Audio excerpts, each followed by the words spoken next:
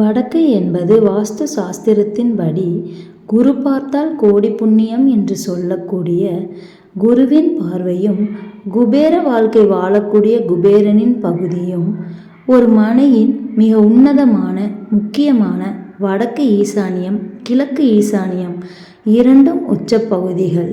இரண்டு பக்கம் உச்சம் வரக்கூடிய ஒரே பகுதி இந்த வடகிழக்கு மட்டுமே. இந்த பூமி 2/3 பங்கு நீரால் நிரம்பியுள்ளது. அதேபோல் மனிதனின் உடலும் 70% நீரால் நிரம்பியுள்ளது. அப்படி பஞ்சபூத தத்துவத்திற்கும் உடலுக்கும் நெருங்கிய தொடர்புடைய ஈசானியம் என்று சொல்லக்கூடிய ஜலமூலை நீர்ப்பகுதி ஒரு வீட்டிற்கு மிக முக்கியமான பகுதி இது. இந்த பகுதியில் தண்ணீர் சம்பந்தமான நிலத்தடி நீர் தொட்டி, போர்வெல், கிணறு போன்ற நீர் சம்பந்தமான மற்றும் அந்த வீட்டின் மெயின் கேட் என்று சொல்லக்கூடிய தலைவாசல் அமைத்து அந்த பகுதி எந்த விதமான பில்டிங்கும் இல்லாமல், அதாவது திறந்த வெளியாக இருக்க வேண்டும்.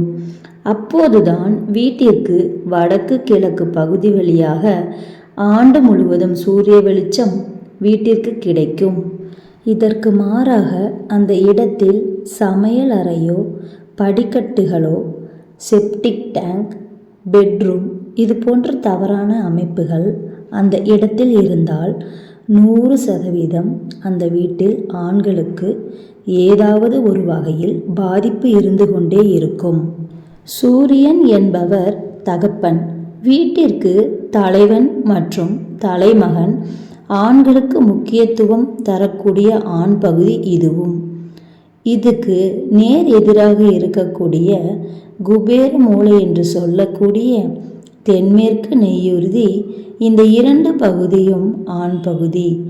வாஸ்துவின் படி இந்த 2 பகுதி பாதிக்கப்பட்டால் அந்த வீட்டில் உள்ள ஆண் மகனுக்கு ஆரோக்கியம், மன உளைச்சல், கல்வி பாதிப்பு, தொழில் சம்பந்தப்பட்ட பிரச்சனைகள் கண்டிப்பாக இருக்கும். மிக முக்கியமாக ஜாதகத்தின் படி மேசம் என்ற தலைப்பகுதியும், ரிஷபம் என்ற முகமும், மிதுனம் என்ற புஜங்களும் ஜாதகத்தின் வாயிலாக உணரக்கூடிய அமைப்பு.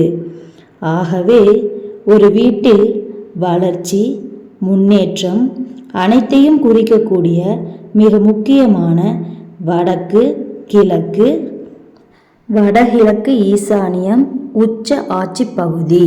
பொன் கிடைத்தாலும் புதன் கிடைக்காது என்ற கல்வியும் ஞானத்தையும் தரக்கூடிய புதன் பகவானின் பகுதி இந்த வடகிழக்கு.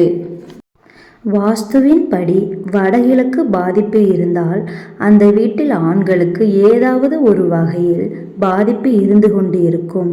மருத்துவ செலவுகளும் அதிகமாக இருக்கும். வீட்டில் மகிழ்ச்சி இருக்காது. வீட்டின் பொருளாதார பாதிப்பு அடையும். இது உண்மையா என்பதை அறிந்து கொள்ள உங்கள் நட்பு வட்டாரத்திலோ சொந்தத்திலோ உள்ள வீடுகளை இந்த கண்ணோட்டத்தில் பார்த்து அந்த வீட்டில் வடக்கு மூலை பாதிக்கப்பட்டு இருந்தால் அந்த குடும்பத்தை பார்த்து நீங்களே அறிந்து கொள்ளலாம்.